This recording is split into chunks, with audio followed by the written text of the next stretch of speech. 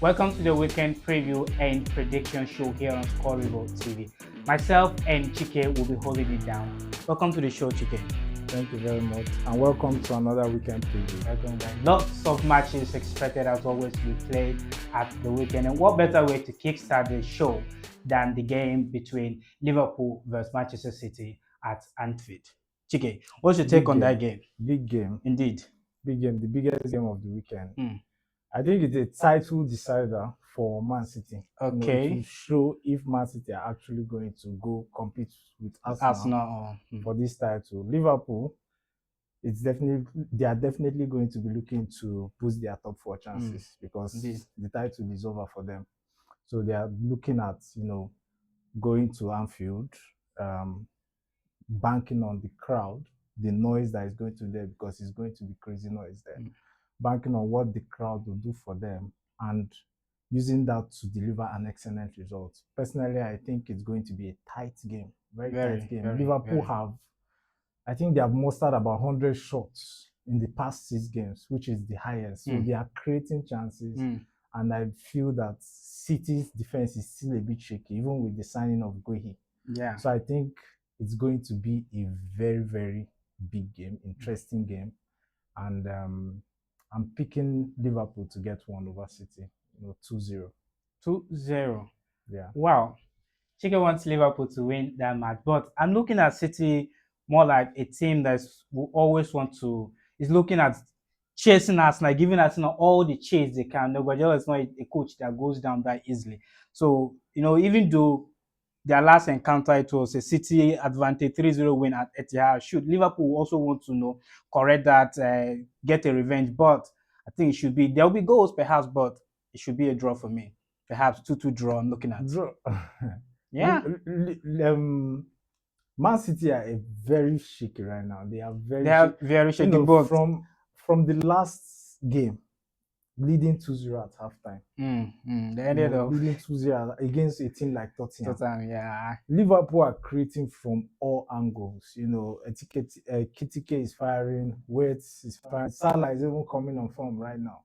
So, and I don't really trust that City's defense. Aside me wanting City to even lose the game, I just think.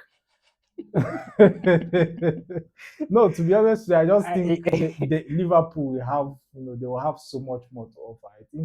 I think they have a clean sheet in that game.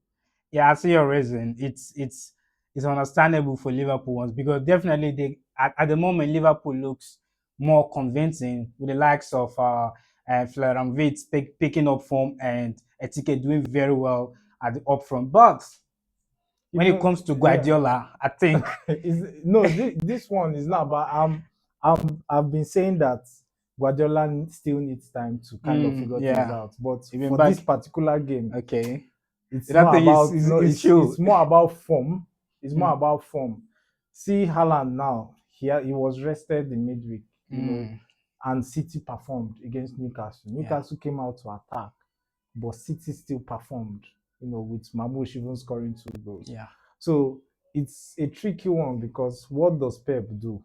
Does he go with Mamouche or does he still leave Haaland? Because in the past games, Haaland have been looking like he has been looking off. He's just shadow of himself. Yeah, if you watch City, it seems like they are playing one man down because he's not so much involved. But when Mamouche is in the team, I think there are more intricate passes and more chances that are created. So let's see how it goes.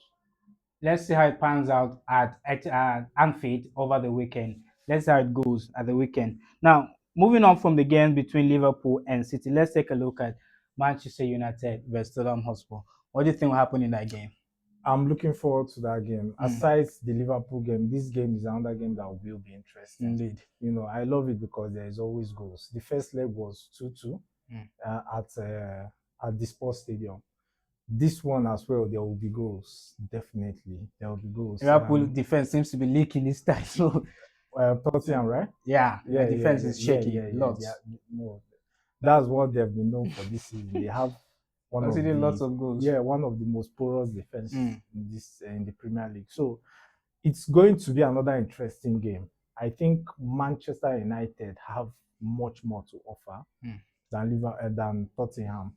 yes, they came back from 2-0 to draw against Liverpool, but I don't think how they played is something that is sustainable. I just think it's a one-off thing. I think Manchester United, are in a better form, play better football. They are creating chances, creating shots. So I think it is something that has to do with form here. Okay. I just think Manchester United will have so much more to offer. I think it's going to be a 3-0 win for Man U.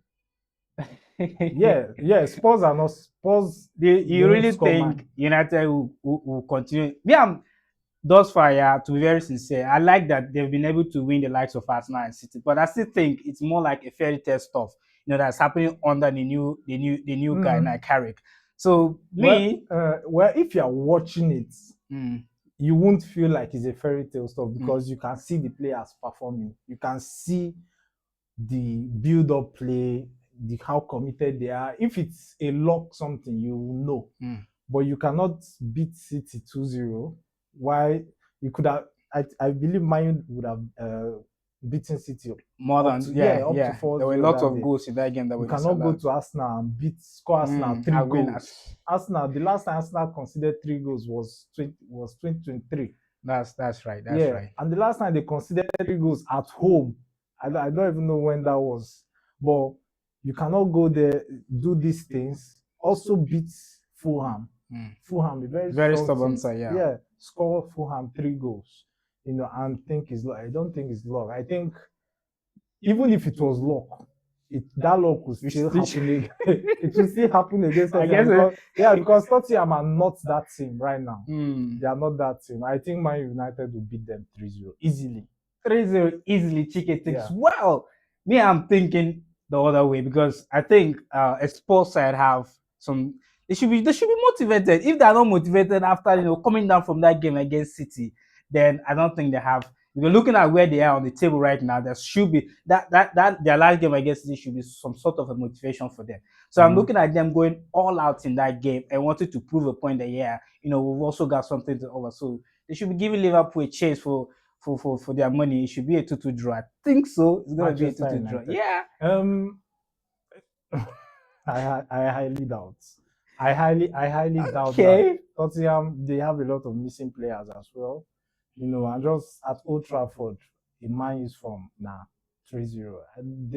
Man U will destroy them. Ouch. It could even be more than I'm serious. It could even be more than 3. I'm not a Man U. I never prefer Man U. Of course. This is based on facts, based on how things are. Tottenham are really poor. Well, you can have a point, but as sister, I go over my words. Man U are very, very sound currently, but I think Spurs should also be motivated to give a fight in that game. Let's see how it pans out at the end of the day. Sure. Now let's move on from that game and take a look at the leaders that are playing at home to Sunderland. What's your expectation for that game? That would be a very easy game for us now. No, it's no. That's the fact. Sunderland, I think they are one of the worst teams when it comes to XG away from home. Away game, So they are one of that only at home, sort of. Yeah. They are one of the worst teams away from home. Very good at perfect record at home, not lost, but away they are really poor. Aside from that, Arsenal are regaining some momentum. Winning 4-0 away at Leeds, winning the Carabao Cup semi-final. They're already in the final against Chelsea. They are in the final. The boys are motivated. Players are available, except Saka that is in doubt. But I say Chicken, and all the guy Madueke seems to have stepped in very well. Saka. Madueke has also stepped up. So I think the boys are motivated. Coming to the Emirates, the fans will be behind the whole team. Everybody. I think it will be scary for Sunderland. It will be very, indeed. Very, the very crowd scary. at Emirates and all. It will be scary for Sunderland. I think that will end 4-0. That's what my prediction for us now. 4-0, Well, indeed, to be very sincere, no disrespect to a Sunderland side, but I think this is Arsenal's moment. Arsenal they have everything to fight for. They have everything to go for in that game, and the boys are not smiling. They want to give a statement win again after what they did against Leeds. They want to create that impression that we are going all out for the title. So I think definitely it's going to be an Arsenal day. I see a 3-0 win for Arsenal in that game. And it's also important that Sunderland are not underestimated because they have a very good unity amongst them, especially in unity. I don't know what it's about their away games, but I think the squad, if they dig in, they usually produce results. Sadiki, Zaka in that midfield, they are always running. Zaka always trying to make things happen. So the key thing is not to underestimate them and then perform to the best of your abilities. That's for us now. I think it's going to be just as now that you mentioned Xhaka, the last time these two teams met, Arsenal fans were holding grudge against Xhaka because it seems like he was doing everything to hunt them down. He's a professional. Yeah, he gets space to do a job. Nah. I won't do that. It's okay. I'd rather put blames on my players for not performing. Of course, nah. Definitely. You don't expect an ex-Arsenal player to be playing for. Sure. Well, let's see how it pans out for Arsenal. Definitely, they should be looking at doing something great. Let's take a look at Bournemouth versus Aston Villa. What's your expectation? That's another interesting game. A game that you expect so much goals. I think both teams will be firing. Aston Villa have dropped. I expected them to still be in that title race, but it seems like the pressure is getting to them. Losing against Brentford, 10-men Brentford, and also squandering the chance as well 2 weeks ago to close the gap. So I think probably the pressure is getting to them. Bournemouth started the season very, very well, but midway they started fumbling and all. But I think they are going to end the season very well. Last week they got that away win at Wolves. Yeah. So I think it's setting up to be a game, filled with goals, because I know both teams are going to come out, try to win the game. Bournemouth at this time, I don't think they have anything to lose. I think what they will be doing is to try to qualify for Europe. Aston Villa right now just focus on the Champions League, focus on trying finish to in the top 6, five. Top 5. Yeah, that's their focus. I just think that they shouldn't allow the pressure of maybe being amongst the top 3, competing for the title to get to them, because it might affect them. Yeah. So I think there will be goals. I predict a draw 2-2. 2-2 draw. Well, I understand that Bournemouth they are motivated. Yeah, they had a win against Liverpool, and they went away to Wolves and picked a win also. But you see, that Villa side is a team that have only managed a win in their last 3 league games, losing at home twice. They lost to Everton and also to Brighton, which had a man down. So I think this should be a game where they will be more than ever motivated to prove a point. So I think it should be a 1-2 win for Aston Villa in that game. Yeah, interesting. Yeah, it's likely. But let's see how it pans out. Bournemouth, if not for one thing, I would say they will even win that game. I would say they will win that game because I just see Villa feeling some pressure. I just see them feeling that pressure. And Bournemouth are a side that always express themselves, attacking. You have their centre back, Senesi, coming through the middle, creating chances. James Hill, giving through ball. So they express themselves more and they can thrive in that pressure that Villa are feeling right now to win. But I think they draw. Yeah, indeed, Bournemouth is a fighting team. Looking at what they did against Liverpool, they were drawn before, they were on a 2-2 goal draw before they managed to get the win. So definitely, but I still think Villa will want to prove a point this time and get a win away at Bournemouth. Now let's move on from that game quickly and take a look at Leeds versus Nottingham Forest. What's your take? Yeah, proper relegation battle. Yes, indeed. The proper Premier League relegation battle. The Leeds fans, Elland Road is going to be noisy today. Elland Road is going to be really, really loud. The atmosphere will be crazy. But you will have 2 teams giving their all to stay in the Premier League. That is something you are going to have. It's going to be entertaining. I expect I expect Aronson to create chaos. I expect Calvert-Lewin to create problems. I expect so much from the both teams. Gibbs, White, Hudson-Odoi. These are players that can create something out of nothing. So it's going to be a very rowdy game. At home, I fancy Leeds to win that game. but it's just that the two teams are really in it right now. Fighting for survival. They are really fighting for it. It means a lot to be in the Premier League. Yeah, and definitely. I know that each one of them are feeling it. Each one of them know what it means. That's the best league in the world, and to leave, you know.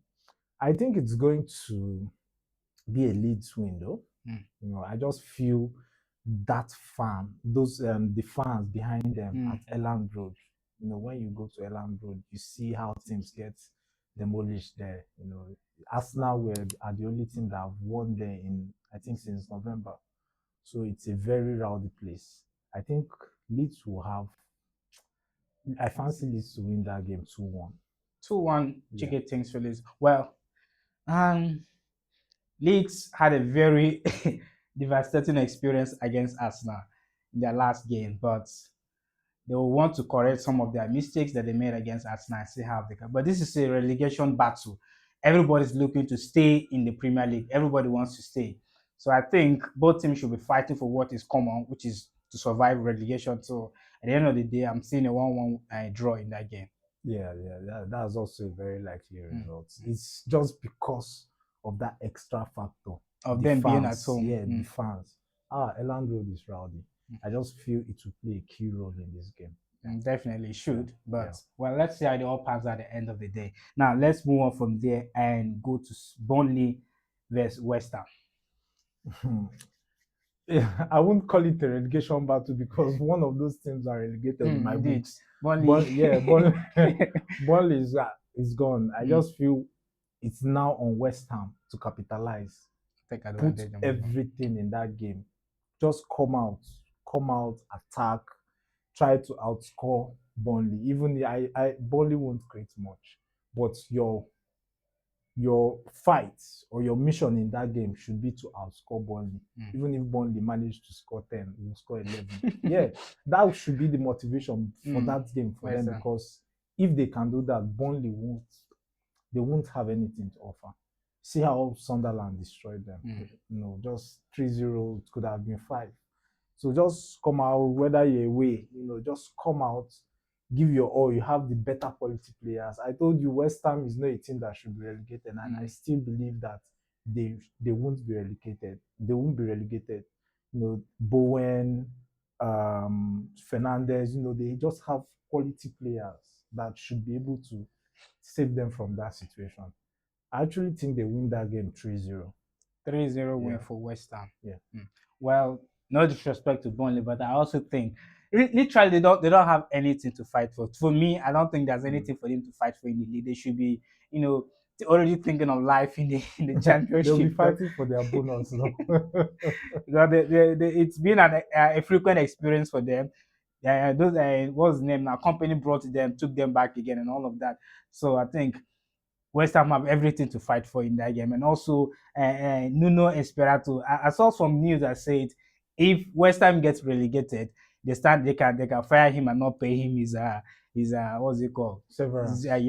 So I think it's something that will motivate him to want to fight to stay in the league. So definitely I see West Ham. Okay, that's probably part of their contract. Yeah. The contract says if you relegate the team, if we decide to fire you after your relegation, we're not going to pay you your benefits and all of that. So it's going to be an extra motivation for him also as a coach. Then the boys who want to, stay in the big guys league, fight for, more distance. So I think I think aside some few results, some few bad results, I think he has done a bit well. I think he has done a bit well. I think it's now on the players to see, because that Chelsea game especially, I believe he prepared something that put them 2-0 ahead. But for the players to just blow it all off, blow the lead, and even end up losing the game, was just too bad. Yeah, it was just too bad. So I think it's also on the players to motivate themselves.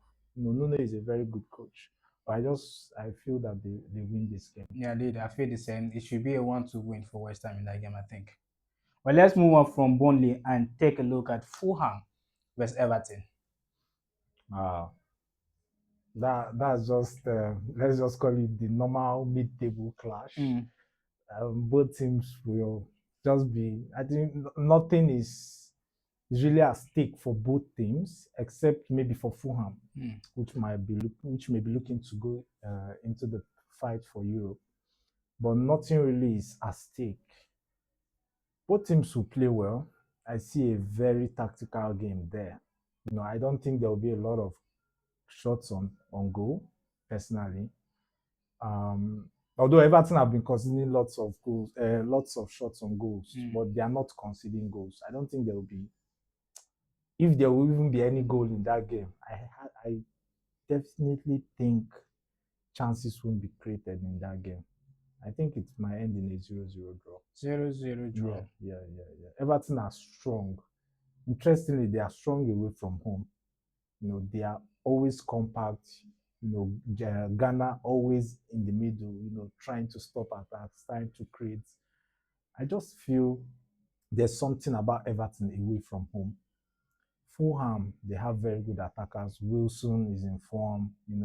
I think the best creative the best creative midfielder now in the past 6 games or so. Having about 20 shots. They are trying. But Everton will be a very tough test for them. Crack. Yeah. I just feel it will end in a draw, 0-0. 0-0 draw. Well, I agree with you. I know Everton is not a team that you can just on the radio punish you for it. They did it against Aston Villa.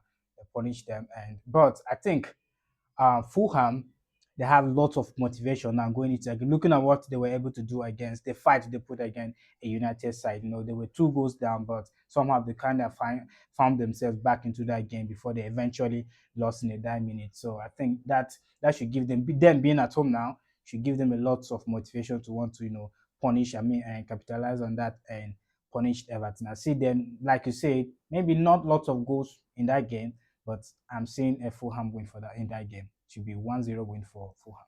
Yeah, that's a likely outcome. It's just that when I see Everton away, especially in this kind of games, these are games that you might even say Everton win. They look very threatening away, definitely. These are that's games, right. Except Grealish is not available, but they still have their Hall, Dewsbury Hall, players that are capable of creating something out of nothing. So let's see how it goes. Well, assistance for Fulham to win again. At least I have some brothers, the likes of Chukwueze, who will be playing in that game. So I want them to get a smile. Now let's move on quickly and take a look at Wolves versus Chelsea. What the food on a platter of? Well, I want to say Chelsea will win, but it's a tricky one. It's really Wolves are not conceding goals. They've conceded 6. But this is a Chelsea side that is angry for Arsenal. That exit against Arsenal, that's still devastated from that. Yeah, I'm trying to very, very angry. I'm trying to figure out the coach, because like I told you, he's not like, I've not fully seen exactly what he's trying to do. I think he has a kind of approach which is restrictive. That Arsenal games told me something about how even the Crystal Palace game as well told me something about the coach. He's not a coach that can go out fully and say he wants to attack you. I think he kind of measures how the opposition will attack him, then find ways to respond to that. And not how, yeah. So I'm still looking at the manager and trying to understand his tactics more. So I won't say with my full chest that Chelsea will beat Wolves. Wolves are not conceding, surprisingly. They've only conceded 6 goals in the past 6 games, I think, or 6 or 7 games. And Chelsea are one of those teams that you just can't fully say, this game is a free pass. Look at what almost happened against West Ham, and some other, yeah. So, but I will still give it to Chelsea. I will still give it to Chelsea. I think they have so much at stake. That Champions League spot is at stake. Definitely, top 5. If they can win, they go into the top 5. If they lose, it's another dent to their hopes. Wolves are basically relegated. They will come out, play their football, play freely, which is an advantage to them, because when you play freely, express yourself better, you're not really scared of anything. You know, you are sticking to what the manager tells you, and you're trying to improve on what you already have, and also probably for potential suitors, you know, that might want to buy players. So I think Chelsea still wins the game 2-1. 2-1. Yeah, definitely. Me, I also don't think that Wolves have anything to fight for again in the league. Whatever they're doing now is maybe perhaps to just, you know, do at the laws. You have to play your games complete before you can get you be relegated to the distance. So I think it should be a Chelsea's day if they don't mess things up, just like you said against West Ham, where they went 2-0 down in the first half. So I expect them to have a commanding day against Wolves. Should be an maybe not easy, but it should be their day definitely. So I also think Chelsea should win that game. 2-1. Yeah. Chelsea should be able. Now let's take a look at Newcastle United versus Brentford.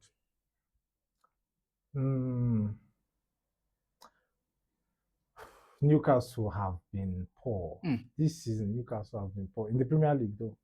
Newcastle have been poor. I didn't expect Newcastle to be this poor with the players they have. You know, with the players they brought in. Yes, they lost Isak, very, very important player, but they brought in Wissa. They fought for him. They brought him in, although he was injured most of the first half of the season. But they also brought in Voltamode, who had a good start, but just suddenly faded away. You know, but I think they still have more. You know, they have more Tonali Guimaraes. You know, they have players that can galvanize everybody and see how they can perform well in this last quarter of the season. See how they can just galvanize each other. Say, yes, we are not far behind other clubs. We can still try to win our games and qualify for Europe. So I know there are some injuries in one or two areas of the pitch, but I still think they have more than enough to win games. Brentford are doing superbly this season. They are doing well. I think I told you in an earlier episode that I fancy them to go to Europe. They are doing very well. You know, the way they galvanized themselves against Aston Villa with 10 men to win that game. So it's an interesting game. It's a tricky game, but I fancy Brentford to get a draw at St. James Park. So I think it's going to be a 2-2 draw as well. 2-2 draw.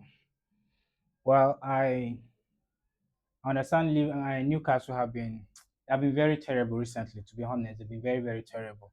You know, that's what happens when you let go of your best legs. Someone like Isak, who should have been a very, very good distance for them, but you know, definitely when you are a middle team or an average club, definitely when you have an outstanding a breakout star, big teams are expected to come for, and you cash out. So even though I don't think Brentford has what it takes right now to go away to a Newcastle side that's fighting for everything, even though there's also have a lot of challenges, especially in that middle. I always talk about this because Guimaraes and Jolinton, those are two guys that have been very, very, very, very, very strong in the middle for Newcastle, and their absence have been costing them a lot. And that Wissa guy you talked about just now, I watched their last game against City. There were a couple of chances that I expected him to have converted, and he was not able to get the goals, and was kind of disappointed. And the other guy that came in from Germany, and what was that his name? Yeah, he had a very good start, but faded all of a sudden. Well, I still think that it should be enough, and Newcastle should be looking at after that very terrible experience against a City side. They should be picking something away from that game. So it should be a 2-win for Newcastle at home. 2-1 win. Okay. Yeah, 2-1 win for Newcastle at home. Well, also a very likely result. You know, the St. James's crowd as well behind them. It's never easy at St. James Park. Definitely. Never easy for any club at St. James's Park. So let's see how it comes. Now we'll get to the last game of the weekend, which is Brighton versus Palace. Yeah, that game is going to be very tactical. I think in the past few seasons, Brighton have had one over Palace, you know, at home. I think it's going to be very tactical. I don't think there will be lots of goals. I don't think there will be lots of goals in that game. Palace like I said earlier, they now have 2 strikers. Probably something they didn't expect. Mateta is not happy. Just be aware. He wanted to leave, so it's not anybody's fault. It's his medical situation that caused it. So you just have to make do. So they have 2 strikers. Issa, what's his name? Sar's return, very, very critical at this stage. Watson, had a red card against Chelsea. I don't know if it has expired. Yeah, it has expired. So I think his return as well will be very critical for Palace in that game. Brighton are firing, they are scoring goals, but their football is not like how it was early in the season, where they were more expressive. It has been a bit restricted, and they are conceding goals now. So I still think Brighton will have much more to offer than Crystal Palace. I think it's going to be a 2-1 win. Yeah, also I think tactically Brighton is currently ahead of a Palace side that have so literally almost all of their key players. If it's not for medicals now, Mateta should have been in Milan already. They saw the exit of their ex defender Gui, who joined City. So I don't think they have so much to offer against a Brighton side that we want to contend them and get a win away. I mean, at home. So it should be an easy, no, not easy. I wouldn't call it easy because these are 2 teams that most likely they are of equal status, I should say. So I'm going with your prediction 2-1 win for Brighton at home. Yeah, that's the most likely outcome. I'm seeing a row, but that 2-1 is, I think, is the most likely outcome in that game. Yeah. Well, there you have it. These are the prediction. I mean, the games that we're playing at the weekend. And I hope you, by this time around, you must have downloaded your Score River app, because you should be looking forward to challenging the likes of and Chike and Hillary, who is doing impressively well in the Score River and leaderboard. So definitely get your app and be ready for game week 25, to drop your prediction in the Score River app. And please, guys, don't forget to subscribe on our channel. Support or subscribe. Subscription is free. Please subscribe, and if possible, like and share anywhere you see our post. We really appreciate your effort thus far for being with us and sticking with us. We really, really appreciate you guys. Please subscribe to our channel today. The last words. Thank you very much, guys, for sticking through to today's program. Please, like you said, subscribe, support the channel, and download the Score River app. If you can beat me this weekend, I'm going to try to at least come out in the top 3 if I don't win. So if you think you can beat me or number 1, download Score River, predict games, build your squad, and see how it goes for you. So I'll definitely be happy to read out the result in a midweek show when to see what Chike was able to pull out over the weekend. So yeah, guys, that's all for today. I appreciate your time. Bye for now. Bye.